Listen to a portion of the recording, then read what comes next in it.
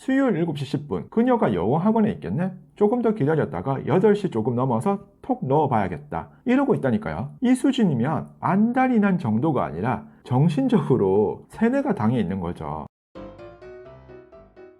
안녕하세요. 당신의 연애주치 남녀심리TV입니다. 오늘은 여자들은 잘 모르는 손쉽게 남자를 안달나게 하는 방법들에 대해서 살펴볼 겁니다. 첫 번째, 연락에 바로 답을 하지 마라. 단 이유는 명확하게 얘기를 해줘라. 많은 분들이 잘 알고 있는 것 중에 하나가 연락을 조금 튕겨야 한다고 말합니다. 이건 남자가 여자한테 호감을 많이 가지고 있을 때 가능합니다. 그리고 연애를 조금 아시는 분들은 아실 겁니다. 카톡을 일부러 읽지 않거나 답이 없을 경우 두세 번은 속아줄 수 있다고 칩시다. 하지만 뒤늦게 확인하고 답이 오는 게 3번 이상 넘어가고 명확한 이유를 얘기해주지 않으면은 연애 조금 해본 남자나 인기남들이라면 바로 눈치챌 겁니다. 안달나게 하려다가 완전히 끊길 수 있어요. 그래서 남자가 여자한테 호감을 갖기 시작해서 연락이 자주 오는 타이밍이 있을 겁니다. 이때 답은 즉답이 아닌 늦게 하셔도 되는데 바빠서 연락이 안 된다는 것을 명확하게 이유를 들어 얘기만 해주시면 됩니다. 아니면 다음날 출근하면서나 오전에 답을 해주셔도 됩니다.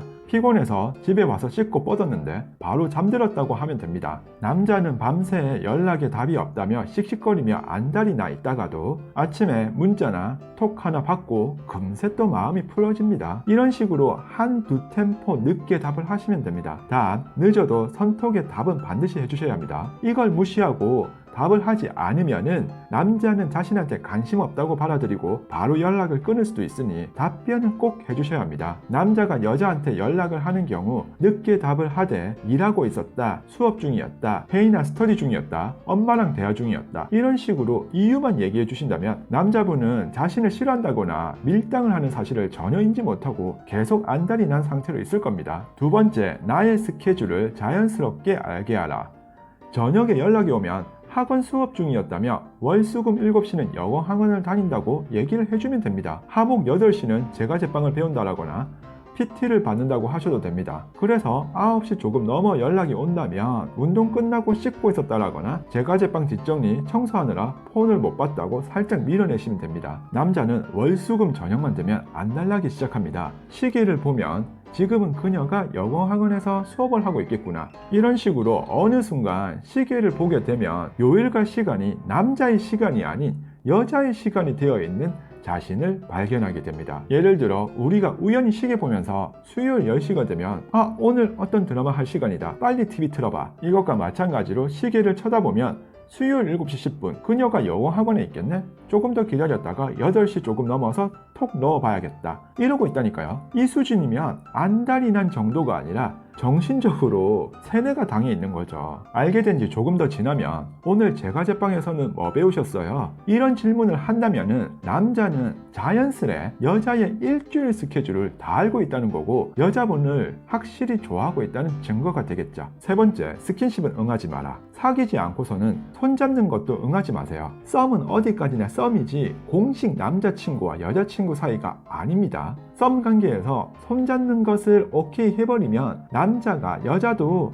자기 좋아하는 줄 압니다. 손잡으면 포옹하고 싶고 포옹하면 키스하고 싶고 사귀기 전에 스킨십 진도가 여기까지 나가면 길 잘못 들이는 거예요. 손을 살짝 잡으려 하면 살짝 빼버리세요. 단 연락도 하고 데이트에서 분위기도 좋아서 남자분은 시도를 했겠지만 그건 그거고 스킨십은 스킨십일 뿐이죠. 남자는 답답하고 안달나기 시작합니다. 속으로 너도 분명 나 좋아하는 것 같은데 왜 안 되지? 궁금하기도 하고 미치고 팔짝 뛰는 거죠. 남자분과 사귀고 나서 첫 데이트 때 먼저 남자의 팔이나 손을 모른 척 살짝 잡아주세요. 그러면 남자분이 이제는 설레이고 기대하기 시작할 겁니다. 네 번째, 남자의 늑대 본능을 자극만 하라. 단 둘이서도 좋고 여러 명이 있을 때도 괜찮으니 짧은 치마에 높은 구두의 모습을 적극 활용하고 색조 화장도 한 그런 모습을 보이세요. 절대 싼마이로 보지 않으니 걱정하지 마시고요. 오히려 조금 더 적극적인 모습이 남자를 더 안달나게 만들 겁니다. 누가 봐도 예쁘게 치장을 하고 남자라면 좋아할 의상과